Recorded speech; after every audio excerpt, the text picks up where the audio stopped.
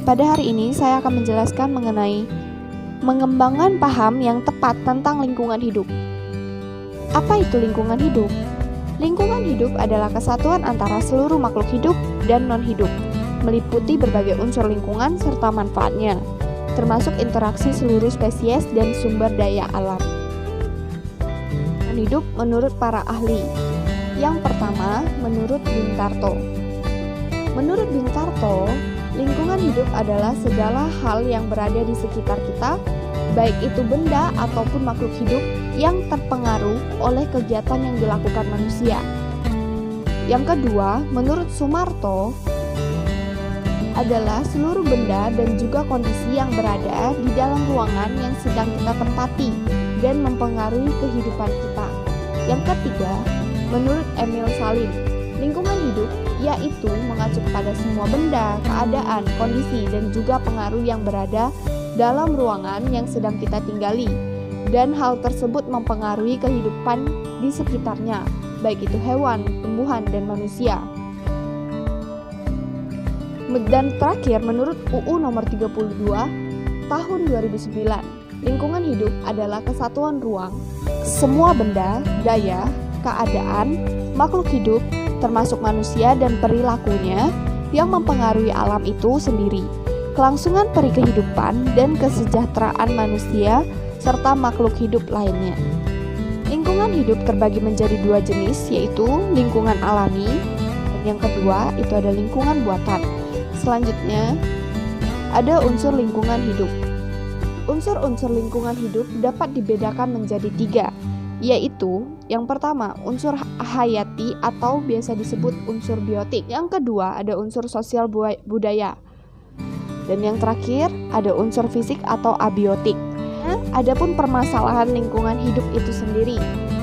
Jenis permasalahan lingkungan hidup semakin meningkat seiring dengan meningkatnya populasi dan eksploitasi sumber daya alam untuk memenuhi berbagai kebutuhan hidup manusia. Adapun berbagai permasalahan lingkungan hidup seperti pemanasan global. Yang kedua, itu ada pencemaran lingkungan.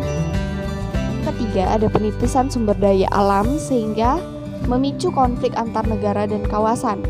Yang keempat, keanekaragaman hayati yang punah. Kelima, ada penggundulan hutan dan deforestasi. Yang keenam, ada pengasaman laut. Ini adalah dampak langsung dari produksi CO2 yang berlebihan. Yang ketujuh ada penipisan lapisan ozon dan efek rumah kaca. Yang kedelapan terjadinya hujan asam yang disebabkan karena proses pembakaran bahan bakar fosil atau meletusnya gunung berapi.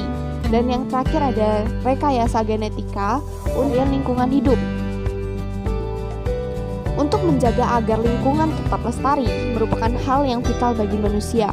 Hal ini dikarenakan bahwa manusia membutuhkan sumber daya alam untuk berkembang biak dan hidup.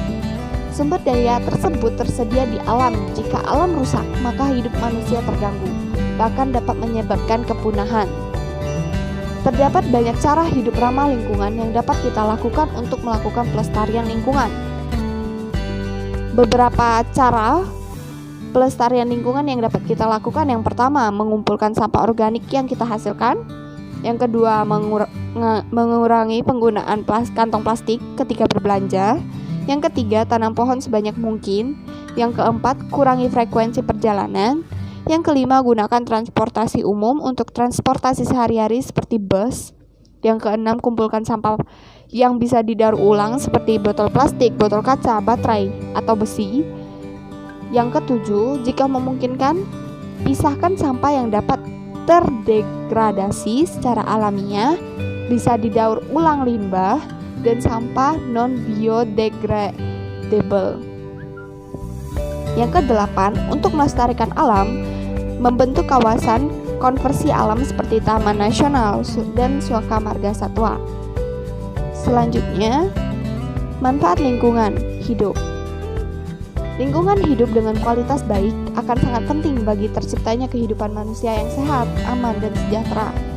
Kualitas tersebut dikatakan baik jika keadaan unsur hayati maupun unsur fisik yang ada mampu mendukung kehidupan berbagai spesies. Hal ini dapat dilihat dengan mengetahui daya dukung lingkungan bagi kehidupan. Namun, daya dukung lingkungan bukanlah tanpa batas. Ia memiliki keterbatasan, baik dalam segi kualitas maupun kuantitas.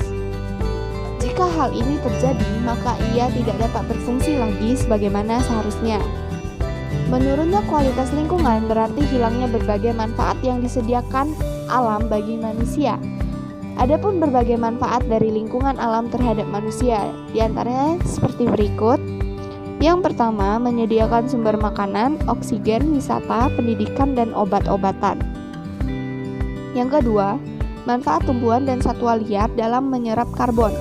Kemudian manfaat kelelawar dalam penyerbukan bunga, buah seperti durian. Terus ada peran kerang atau tiram dalam menetralisir zat pencemaran laut. Dan yang terakhir ada manfaat alam menyediakan berbagai sumber obat-obatan, penelitian, pengetahuan, dan kesehatan. Hai semuanya, materi saya pada hari ini mengenai apa itu tanggung jawab dan moral perubahan sikap, dasar bagi perubahan sikap. Merupakan suatu perbuatan atau tingkah laku yang harus dimiliki seorang individu agar individu tersebut bisa lebih sadar akan kewajiban yang harus dilaksanakan. Selanjutnya mengenai apa itu moral perubahan sikap. Moral berasal dari kata mos dalam bahasa Latin yang bentuk jamaknya itu morses, yang artinya adalah tata cara atau istiadat.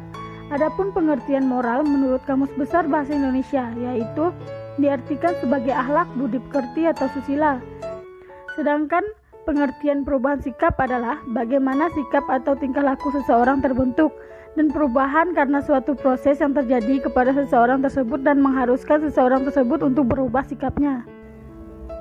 Selanjutnya yaitu dasar bagi perubahan sikap. Sikap seseorang dapat berubah, itu karena didasari oleh beberapa hal, yaitu dipengaruhi oleh lingkungan sosial, motivasi, status sosial, pengalaman buruk atau trauma dan pergaulan. Di sini saya akan membahas 3 poin. Yang pertama, tanggung jawab orang Kristen. Status sebagai orang Kristen adalah anugerah semata-mata, anugerah kehidupan dan keselamatan dari Allah harus dipertanggungjawabkan kepada Allah yang memberikan anugerah itu.